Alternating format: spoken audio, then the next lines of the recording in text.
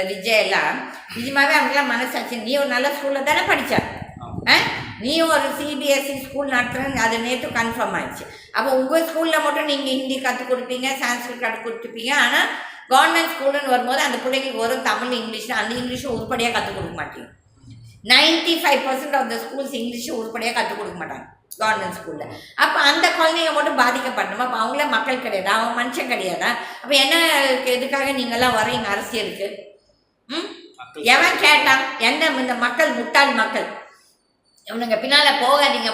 நான் சொல்கிறது எதுக்குன்னா, நீங்கள் நல்லா இருக்கணும். இப்போ விவசாயி குடும்பம் எவ்வளோ பேர் விவசாயிகள் கஷ்டப்படுறாங்க. அந்த விவசாயி பற்றி எவனா ஒரு அரசியல்வாதி நினைக்கிறானா? அந்த ஸ்டோரை மட்டும் திங்குறீங்களே பரதேசிங்க. அந்த விவசாயி படுற கஷ்டம், அந்த விவசாயிக்கு உருப்படியாக ஒரு லோன் கிடைக்குதா? இந்த மோடியாட்டும் பார்த்துட்டு இருக்குது, இந்த பிஜேபியில் இருக்க ஒவ்வொருத்தம் பார்த்துட்டு, அந்த திமுக, அதிமுக, காங்கிரஸ், யாருக்கு லோன் கொடுக்குறீங்க?